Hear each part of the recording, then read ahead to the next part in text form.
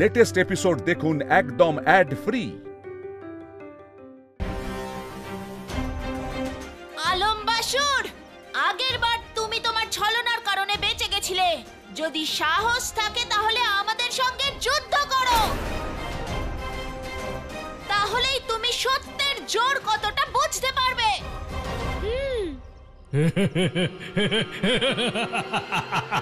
তাহলে তোমরা দুজন অবোধ বালক ভগবান কংসের বিশাল যোদ্ধাদের সাথে যুদ্ধ করবে। যখন তোমরা তোমাদের মৃত্যু নিশ্চিত করেই ফেলেছ, তখন আমি বাকি সেটাকে না করার।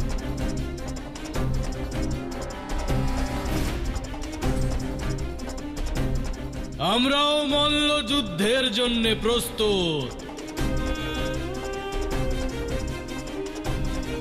বলশালী বলরাম।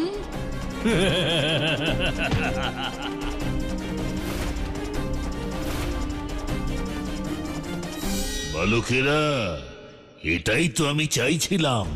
এখন এই মল্লযুদ্ধে তোমার মৃত্যু হোক বা বিজয়, তোমার সত্যতা আমার সামনে চলে আসবে। দামোদর দাদা, কি বলছেন আপনি? আমি সত্য বলছি নন্দরানী। কানাই আর বলরাম কংসের যোদ্ধাদের মল্লযুদ্ধের আহ্বান জানিয়েছে।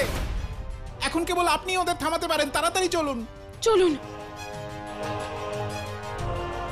নন্দরাজ, কানাই আর বলরাম কংসের যোদ্ধাদের সাথে মল্লযুদ্ধ করতে যাচ্ছে। যদি আমরা ওদের না আটকাই তাহলে অনর্থ ঘটবে। চলুন। তাতে আমি কি করতে পারি? মানে আমি বলতে চাইছিলাম যে এর কারণ হলো তোমার অত্যাধিক ভালোবাসা। আমি তোমায় আগেই বলেছিলাম পরিস্থিতি এখন বদলেছে। কানাইকে সবসময় নিয়ন্ত্রণে রাখা উচিত। নন্দরাজ, আমরা পরিস্থিতির কথা পরেও চিন্তা করতে পারবো। এই মুহূর্তে আমাদের কানাইয়ের জীবন সংকটে। মল্লযুদ্ধ শুরু হয়ে গেলে অনর্থ ঘটবে। চলুন। যশোদা,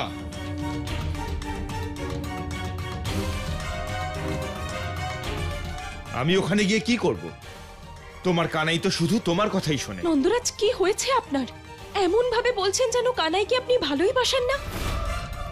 একজন বাবা হিসেবে আপনারও তো কিছু দায়িত্ব আছে।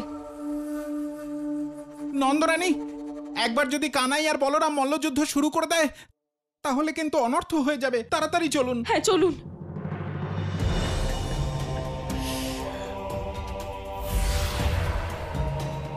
যশোদা, এ তো সবে শুরু সর্বনাশের এই ব্রজভূমিতে। গোকুলকে সবাই খুব ভালোবাসে, তাই সর্বাগ্রে এই ভালোবাসার উপর আমি কালো ছায়া বিছিয়ে দেব। সমাপ্ত করে দেব সব ধরনের ভালোবাসাকে। সেটা স্বামী স্ত্রীর ভালোবাসাই হোক কিংবা মা আর ছেলে। গোকুলবাসীরা, শেষবারের জন্য দেখে নাও তোমাদের এই ধর্মের রক্ষকদের। কারণ এরপর এরা দুজন এখান থেকে জীবিত অবস্থায় ফিরবে না।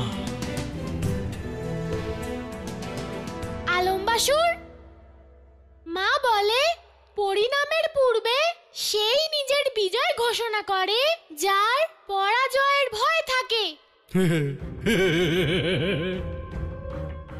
নির্বোধ বালক, হ্যাঁ হ্যাঁ, আমি ভয় পেয়ে গেছি।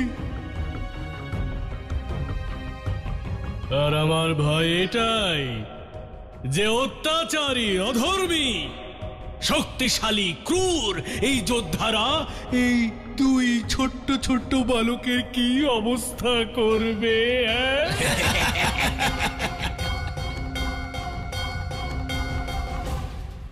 আরে দেখছো কি? শুরু করো তোমরা, যাও। কানাই, মা, মা, তুমি?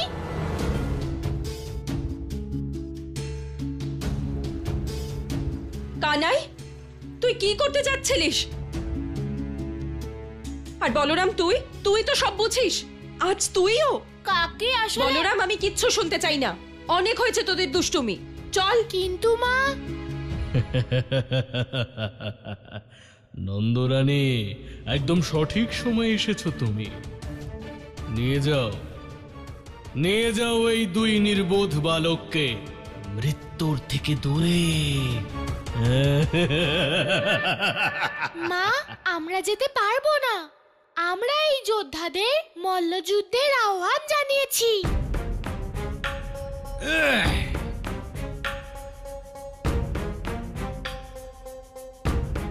মা, আমি এই মল্লযুদ্ধ ছেড়ে যেতে পারবো না মা। কানাই, এটা কোনো বয়স মল্লযুদ্ধ করার?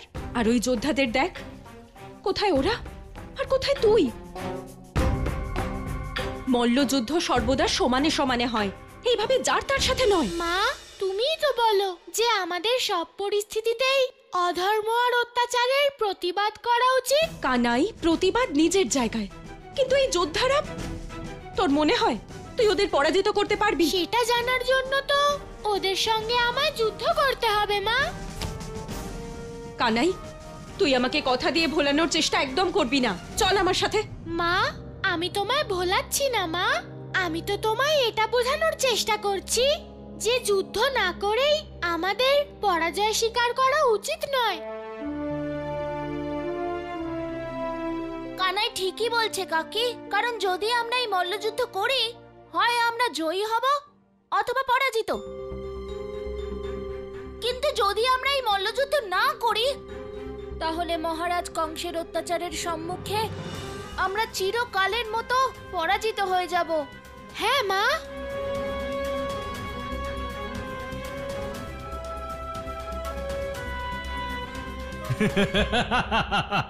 নন্দরানী, যেমন তুমি ভয়ভীত, তেমন এদেরও সত্যের ভয় দেখাও, বোঝাও এদের পরাজয় মৃত্যুর থেকেও ভালো। চল। কারণ আমি চাই না যে কোনো মা পুনরায় বন্ধা হয়ে যাক, বন্ধা হয়ে যাক, বন্ধা হয়ে যাক।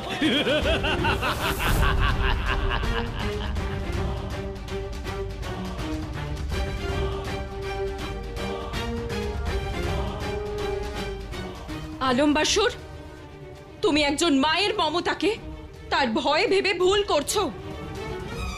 এক মাকে তার ছেলেদের সামনে বন্ধা বলেছো।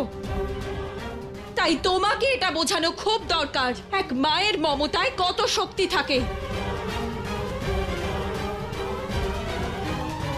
বলরাম, কানাই, তোদেরকে তোদের মায়ের দিব্যি, এদের মধ্যে একজন যোদ্ধাও যেন নিজের পায়ে হেঁটে মথুরা ফিরতে না পারে। কানাই, তোর মা তোকে যুদ্ধের অনুমতি দিচ্ছে। যা, দেখিয়ে দে ওদের। বিজয়ী হও। কানাই বলরাম, কানাই বলরাম, কানাই বলরাম, কানাই বলরাম, কানাই বলরাম। নারায়ণ নারায়ণ। প্রভু, কিছুক্ষণ আগে অবধি যে মা যশোদা নন্দলালের মল্লযুদ্ধের কথা শুনে চিন্তিত হয়ে পড়েছিলেন, এখন তিনি নিজেই যুদ্ধ করতে বলছেন। মা যশোদার সিদ্ধান্তে এত বড় পরিবর্তন, এ কি করে সম্ভব প্রভু?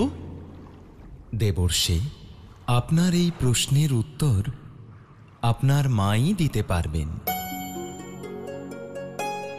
কারণ একজন মাই আর একজন মায়ের মনের কথা ভালো করে বুঝতে পারে। মা, দেবর্ষি, মা আর পুত্রের মধ্যে সবথেকে বড় যোগসূত্র হয় মায়ের মমতার আঁচল। সেই আঁচলের ছায়ায় এক সন্তান বড় হয়ে ওঠে। সেই আঁচলের আশ্রয়ে সেই সন্তান তার মায়ের থেকে সংস্কার প্রাপ্ত করে। এক মা সব কিছু সহ্য করতে পারে দেবর্ষি, কিন্তু তার মাতৃত্ব লাঞ্ছিত হলে তা কখনো সহ্য করতে পারে না। আজ পাপী কংসের লোকেরা মা যশোদার সেই মাতৃত্বকে লাঞ্ছিত করার চেষ্টা করেছে।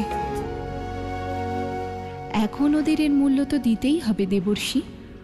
সত্য বলেছেন মা, সত্য বলেছেন। অধর্মী কংসের যোদ্ধারা, এগিয়ে এসো। আজ আমরা তোমাদের সব ভুল ভাঙিয়ে দেব। কি বলো দাদা? হ্যাঁ কানাই।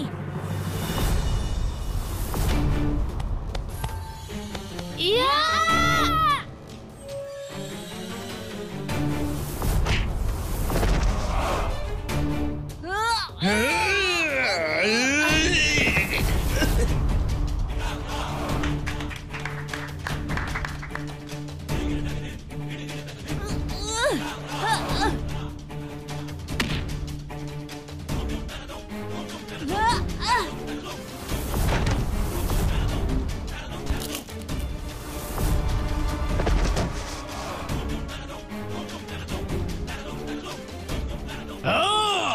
আরে পেঁচ কষো, দুধ দই খাও তো, কাজে লাগাও।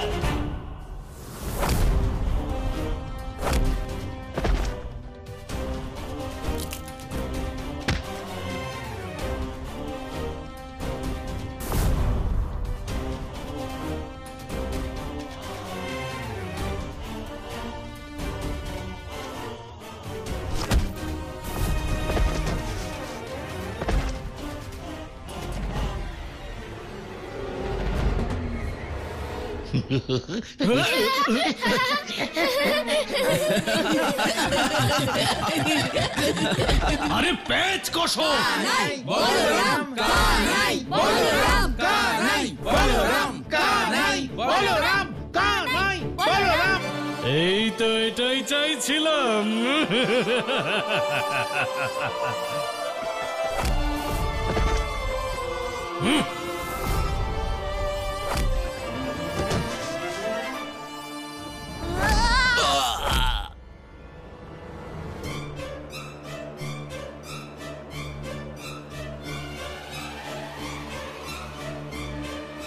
উপড়ে ফেলো, উপড়ে ফেলো আজ এই ধর্মের বাহু।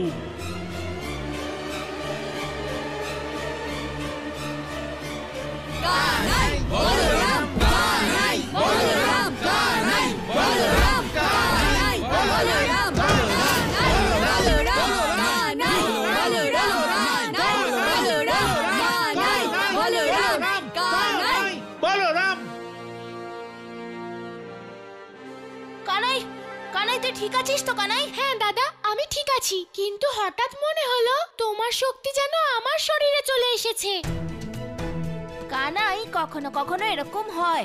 আমি তো নিজেই জানি না যে আমি এত শক্তি পাই কোত্থেকে। দাদা, এটাও হতে পারে যে ধর্মের পথে চলার কারণে আমরা এত শক্তি পেয়েছি।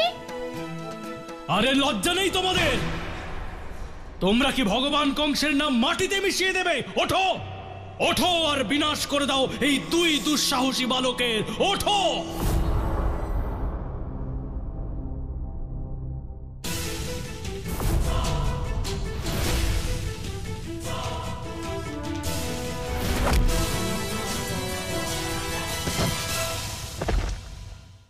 कोमलता में बल है भारी, देखत गोकुल नैन उघारी, भय का भय से करते भंजन। আলম বাসুর, নিয়ে যাও তোমার এই দুর্বল যোদ্ধাদের। कान्हा से प्रभु कृष्ण बना। পরের বার যখনই গোকুলে আসবে তোমাদের অহংকার মথুরাতেই রেখে এসো। रोम माता को চলো। आशीष ही जगदाता को। এই লীলার পেছনে আপনার কি উদ্দেশ্য প্রভু?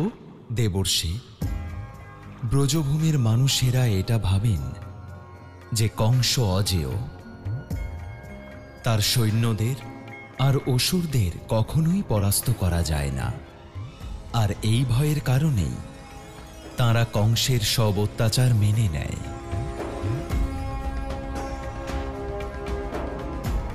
কিন্তু আজকে কানাই কংসের পালোয়ানদের পরাজিত করে এটা প্রমাণ করেছে যে কংস অজেয় নয়, আর অন্য যে কোনো অত্যাচারীর মতোই তাকেও বিনাশ করা সম্ভব।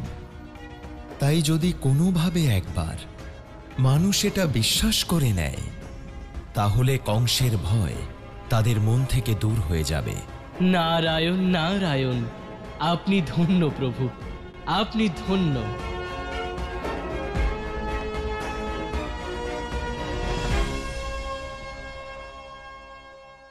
বলো সবাই, বলো জয় যশোদালাল, বলো বলো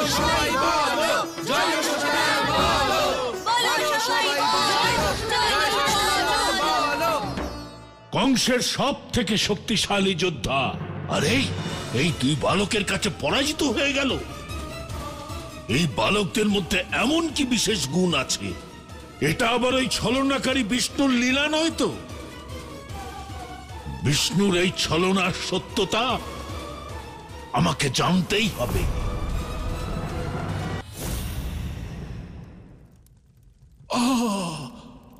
ভগবান কংসের বীর যোদ্ধাদের এই অবস্থা।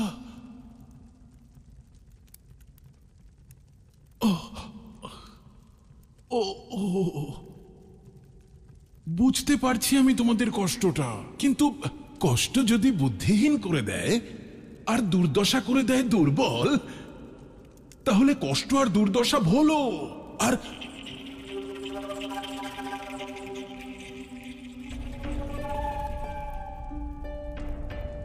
মাখন খাও, মাখন না, খাও খাও খাও খাও খাও খাও খাও খাও। না, ব্রজভূমির পক্ষ থেকে কতজন যোদ্ধা ছিল? ভগবান, দুজন। দুজন? তাহলে নাও, তুমিও নাও, তুমিও নাও। আরে আরে, তুমিও খাও, তুমিও খাও। কিন্তু তোমাদের দুর্দশা দেখে তো মনে হচ্ছে যেন সমস্ত ব্রজবাসীরা মিলে তোমাদের এই দুর্দশা করেছে। ওই দুই যোদ্ধার নাম কি ছিল? যোদ্ধা নয়, বালক ছিল ওরা।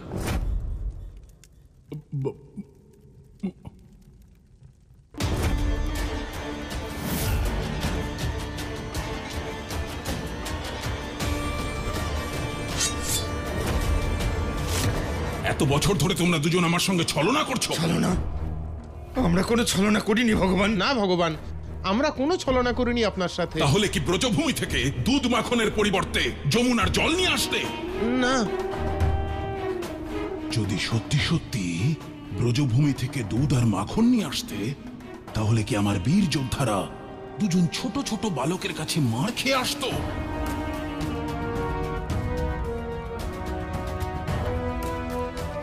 ওই দুধ মাখন জল ছিল, নাকি এই যোদ্ধাদের রক্তই জল হয়ে গেছে? তাই তো ওই বালকদের কাছে মার খাওয়ার পরেও বেঁচে রয়েছে।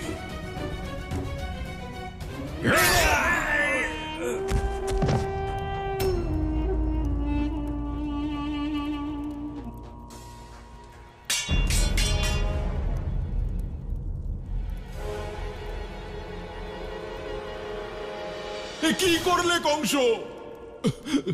কি করলে? ওই চক্রধারী বিষ্ণু কত পাপ করাবে আমাকে দিয়ে। আমি এরকম কত অপরাধ তোমার জন্য করেছি, কিন্তু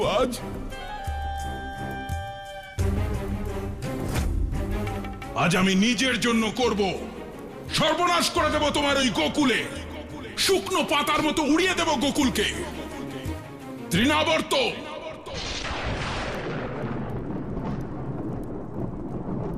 দাঁড়াও কংস, দাঁড়াও কংস, দাঁড়াও কংস।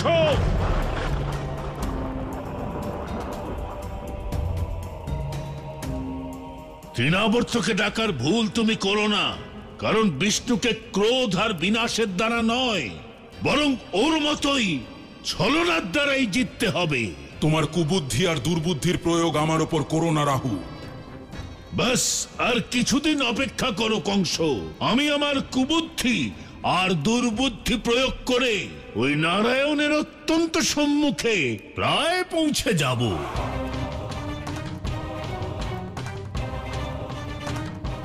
তোমার হাতে আর বেশি সময় নেই রাহু। যদি তুমি শীঘ্রই ওই বালককে খুঁজে বের করতে না পারো, তাহলে আমি তোমাকে সৌরজগতের অধিপতি নয়, এই প্রাসাদের সেবক বানিয়ে দেব।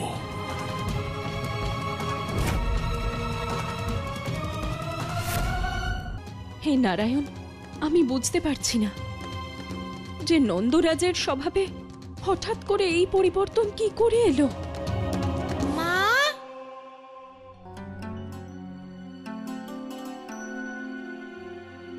মা, তোমার ছেলে এত বড় মল্লযুদ্ধ জিতলো আর তোমার চোখে এখনো অশ্রু?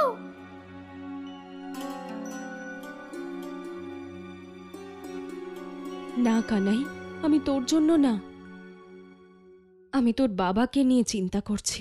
মা, বাবাও কি কারোর সাথে মল্লযুদ্ধ করতে যাচ্ছে? কানাই,